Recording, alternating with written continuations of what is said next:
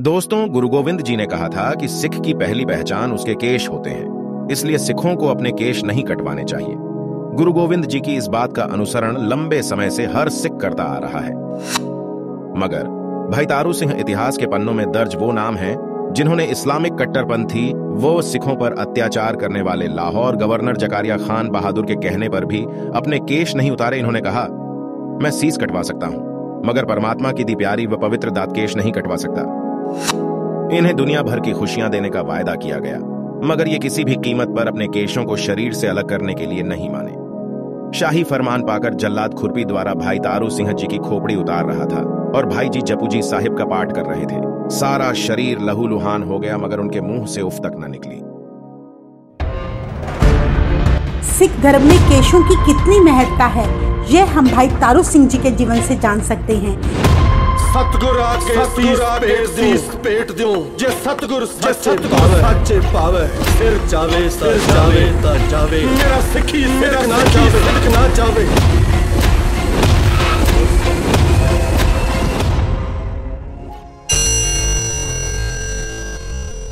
इसमें कोई अतिकथनी नहीं कि सिख इतिहास शहीदों का इतिहास है। सिख शहादत के संकल्प का पहला पक्ष गुरु शहीदों का है और दूसरा पक्ष सिख शहीदों का।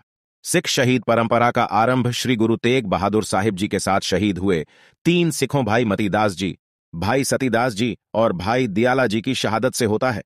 इस परंपरा को 4 साहिबजादों ने और गहरा रंग दिया। इसी श्रृंखला में 18वीं सदी के इतिहास के शहीदों में से महान सिख शहीद भाई तारू सिंह जी ने भी योगदान डाला। 18वीं सदी के प्रारंभ में मुगलों की क्रूरता और अत्याचार चरम सीमा पर था। मुगल जबरन धर्म परिवर्तन में लगे हुए थे ताकि उनकी ताकत बढ़ सके। इसी क्रम में वो दूसरे समुदाय की लड़कियों को जबरन उठा ले जाते हैं और उनका धर्म परिवर्तन करवाते हैं। साथ ही अन्य समुदाय से जुड़े लोगों पर अत्याचार करते और उन्हें इस्लाम कबूल करने के लिए विवश करते। इस समय सिख समुदाय के लोग शहरों को छोड़कर जंगलों की तरफ भागने लगे ताकि अपनी बहन बेटियों की आबरू को भी बचाया जा सके और खुद को भी मुगलों से बचाया जा सके। यह देखकर भाई तारू सिंह बहुत दुखी रहते थे। सिख समुदाय के जो लोग शहर छोड़कर जंगलों में रह रहे थे, उनकी पूरी मदद भाई तारू सिंह करते थे, जिनमें उन तक आवश्यक सामग्री पहुंचाना, खाने पीने की व्यवस्था करना, साथ ही वह एक बहुत बड़ा लंगर लगाते थे ताकि भूखे प्यासे को खाना पानी मिल सके। भाई तारू सिंह कौन थे, इसकी मोटी मोटी जानकारी पंजाबी यूनिवर्सिटी पटियाला की एक किताब में मिलती है। सिखों के बारे में जानकारी देने वाली इस किताब का नाम एनसाइक्लोपीडिया ऑफ सिखिज्म है। इसके मुताबिक भाई तारू सिंह पंजाब के अमृतसर जिले के पोहला गांव के संधू जाट परिवार के शहीद भाई जोध सिंह और बीबी धर्म कौर के पुत्र थे। मुगल साम्राज्य के शासनकाल के दौरान पंजाब में जन्मे भाई तारू सिंह का पालन पोषण उनकी विधवा मां बीबी धर्म कौर ने एक सिख के रूप में किया था, क्योंकि उनके पिता भाई जोध सिंह की युद्ध में मृत्यु हो गई थी। खेतों में हल चलाकर मेहनत कर अन्न पैदा करना इनके जीवन निर्वाह का साधन था। ये पंथ के सच्चे सेवक और पंथ के हितचिंतक थे।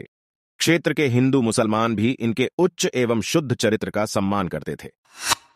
भाई तारू सिंह जी का स्वभाव बांटकर खाने और जरूरतमंदों की सहायता करने वाला था। सिखी आचरण के अनुसार अतिथियों को भोजन पानी देना यह अपना धर्म समझते थे। बेघर हुए सिखों को जंगलों में लंगर पहुंचाने में इनके माताजी एवं बहन जी भी इनकी मदद किया करते थे। यह वह समय था जब मुगल सरकार की गलत नीतियों का विरोध कर रहे सिखों की मदद करना अपनी जान जोखिम में डालने के समान था।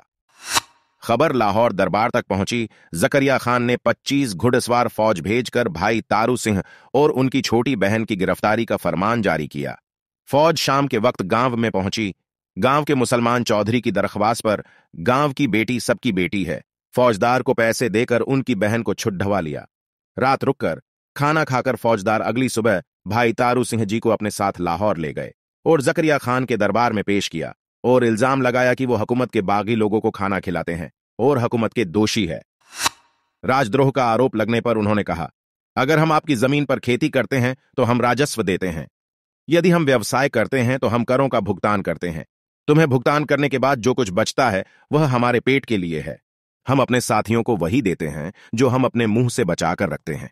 आपसे कुछ भी नहीं लिया गया है, तो आप हमें सजा क्यों दे रहे हैं?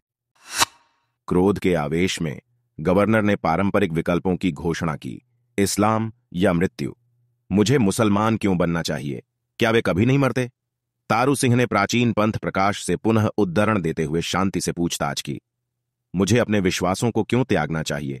क्योंकि मैं एक दिन मर जाऊंगा, चाहे मेरा धर्म कुछ भी हो, जिस पर मुझे गर्व है। मुझे ऐसा कुछ क्यों करना चाहिए जिससे मुझे अपने गुरु का अपमान करना पड़े? अगर भगवान ने मुझे मुसलमान बनाने की इच्छा जताई होती तो मैं एक मुस्लिम परिवार में पैदा होता। मेरा विश्वास मेरे लिए मेरे जीवन से अधिक महत्वपूर्ण है और मैं इसके लिए किसी भी कीमत पर लड़ूंगा। जकारिया खान ने आगे कहा, यदि आप इस्लाम अपना लेते हैं तो आपको एक उच्च मुगल परिवार से एक सुंदर पत्नी दी जाएगी।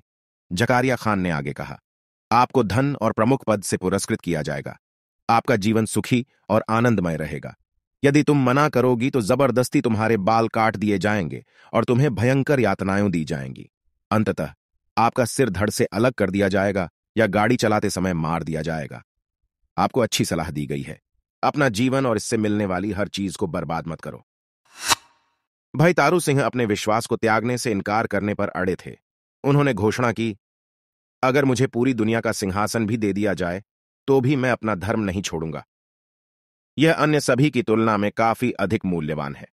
सिख साहित्य में एक घटना का वर्णन किया गया है जिसके अनुसार जकारिया खान ने भाई तारू सिंह से कहा कि सिख धर्म में गुरु और गुरु के सिखों से अगर कुछ मांगा जाए तो वह अरदास पूरी होती है। क्या यह सत्य है तारू सिंह? इस पर भाई तारू सिंह ने जवाब दिया, हाँ सत्य है, कहिए क्या चाहिए? जकारिया खान ने कहा, मुझे आपके केश चाहिए। यह बात सुनकर भाई तारू सिंह ने हल्की सी मुस्कान के साथ जवाब दिया, मैं तुम्हें केश दूंगा लेकिन काटकर नहीं, खोपड़ी समेत दूंगा। इस बात ने जकारिया खान के गुस्से को और बढ़ा दिया, जैसे किसी ने जलती हुई आग में घी डाला हो। उन्होंने झल्लाद खुरपी को बुलाया और भाई तारू सिंह के सर को धड़ से अलग करने के लिए आदेश दिया। बिना परवाह किए हंसते हंसते भाई तारू सिंह ने अपनी गर्दन आगे कर दी। धीरे धीरे तलवार द्वारा उनके सर को कलम किया जा रहा था, लेकिन निरंतर वह जपूजी साहिब का पाठ कर रहे थे। उन्हें कुछ भी दुख नहीं था, वह अपने धर्म का पालन कर रहे थे। जब तारू सिंह पर यह दर्दनाक प्रहार किया जा रहा था तब भी वो चुप थे। खोपड़ी को उतारकर भाई साहिब को खाई में फेंक दिया गया। कहते हैं कि यह खबर जब खालसा पंथ के कुछ लोगों तक पहुंची तो वे फटाफट जाकर खाई में से तारू सिंह को बाहर निकाल कर ले आए। तारू सिंह को एक धर्मशाला में लाया गया जहां उसकी मरहम पट्टी की गई, लेकिन कुछ संभव इलाज के बाद तारू सिंह ने आगे का इलाज कराने से मना कर दिया और अपना ध्यान गुरु को याद करने में लगा दिया। कहा जाता है उधर जकरिया खान की हालत दिन ब दिन खराब होती गई। शाही हकीम सिरहाने बैठे थे और कोई भी दवा असर नहीं कर रही थी। पेशाब न आने की वजह से, पेट में दर्द की वजह से जकरिया खान तड़पता था। तब नजूमियों, मौलवी लोगों को बुलाया गया।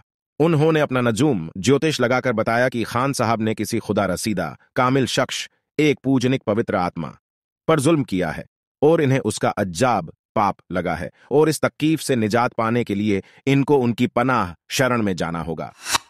जकरिया खान ने अपने कारिंदे बहुत से तोहफों के साथ भाई साहब के पास भेजे। सभी सिख संगत ने भाई साहब के आगे जकरिया खान की फरियाद सुनाई और दरख्वास्त की, इस पापी को माफ करो और इसको सेहतयाब तंदुरुस्त करो। तब भाई साहब ने सिख संगत की बात मानकर कहा कि मेरी जूती ले जाकर जकरिया खान के सर पर मारो। जैसे जैसे जूती इसके सर पर मारोगे इसको आराम मिलेगा। इसी तरह किया गया। जैसे जैसे भाई तारू सिंह जी की जूती जकरिया खान के सर पर मारी जाती उसका पेशाब निकलता जाता। ये रोज का क्रम बन गया। कुछ दिन के बाद वो बोला कि जूती और जोर से मारो। जितनी जोर से मारी जाती उसको उतना आराम मिलता। इस तरह रोज जोर जोर से मारने से 22वें दिन जकरिया खान का सर फट गया और उसकी मौत हो गई। इधर भाई तारू सिंह जी को जकरिया खान की मौत का पता लगा। उन्होंने भी अपने प्राण त्याग दिए। हमें सिखों के रूप में जीना और मरना चाहिए, क्योंकि इससे बेहतर कुछ भी नहीं है। जो अत्याचारी अपने बुरे मन को संतुष्ट करने के लिए निर्दोष लोगों पर हिंसा करते हैं, वे अपने बुरे विचारों से स्वयं को दंडित करते हैं। भाई तारू सिंह का नाम पूरे भारत में गर्व के साथ लिया जाता है। साथ ही 1 जुलाई को भाई तारू सिंह शहीदी दिवस मनाया जाता है। भाई तारू सिंह जी दी कुर्बानी लासानी है। ਉਹ ਪਰਉਪਕਾਰ ਲਈ ਸ਼ਹੀਦ ਹੋਏ, ਆਪਣੇ ਬਚਨਾਂ ਤੇ ਪਹਿਰਾ ਦਿੱਤਾ ਅਤੇ ਗੁਰਸਿੱਖੀ ਤੋੜ ਨਿਭਾ ਗਏ।